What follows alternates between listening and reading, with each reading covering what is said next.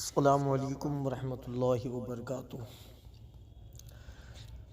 روایت کیا جاتا ہے کہ ملک شام میں دو حسین و جمیل عبادت گزار نوجوان رہتے تھے۔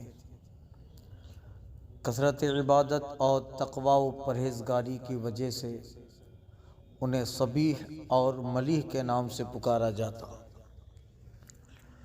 انہوں نے اپنا ایک واقعہ کچھ یوں بیان کیا، اور یہ بیان کرنے والے اس دور کے حضرت داؤد بن رشید علیہ رحمہ ہیں۔ فرماتے ایک مرتبہ ہمیں بھوک نے بہت زیادہ تنگ کیا۔ میں نے اپنے رفیق سے کہا، آؤ فلاں صحرا میں چل کر کسی شخص کو دین متین کی دعوت دیں اور اپنی آخرت کے لیے بہتری فراہم کریں۔ فرماتے ہیں چنانچہ ہم دونوں صحرا کی جانب چل پڑے۔ وہاں ہمیں ایک سیاہ فام شخص ملا جس کے سر پر لکڑیوں کا گٹھا تھا۔ ہم نے اس سے کہا، بتاؤ تمہارا رب کون ہے؟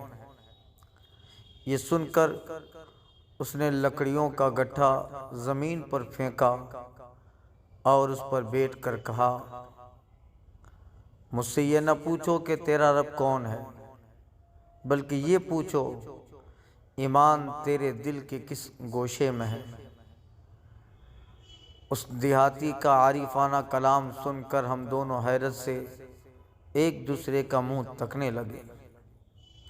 وہ پھر مخاطب ہوا، تم خاموش کیوں ہو گئے؟ مجھ سے پوچھو، سوال کرو، بے شک طالب علم سوال کرنے سے باز نہیں رہتا۔ ہم اس کی باتوں کا کچھ جواب نہ دے سکے اور خاموش رہے۔ جب اس نے ہماری خاموشی دیکھی تو بارگاہ خداوندی میں اس طرح عرض گزار ہوا، اے میرے پاک پروردگار، تو خوب جانتا ہے کہ تیرے کچھ ایسے بندے بھی ہیں کہ جب وہ تجھ سے سوال کرتے ہیں تو تو انہیں ضرور عطا فرماتا ہے۔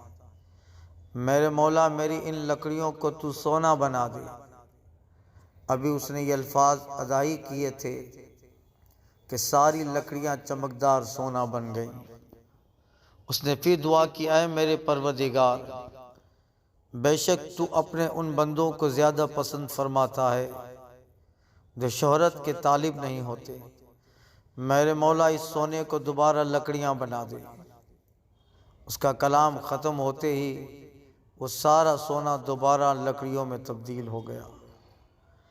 اس نے لکڑیوں کا گٹھا اپنے سر پہ رکھا اور ایک جانب روانہ ہو گیا۔ حضرت داؤد بن حسین رحمۃ اللہ تعالی علیہ فرماتے، ہم اپنی جگہ ساکت و جامد کھڑے رہے اور کسی کو اس کے پیچھے جانے کی جرت نہ ہوئی۔ اللہ سبحانہ و تعالیٰ کے اس نیک بندے کا ظاہری رنگ اگرچہ سیاہ تھا، لیکن اس کا باطن نور معرفت و ایمان سے روشن تھا۔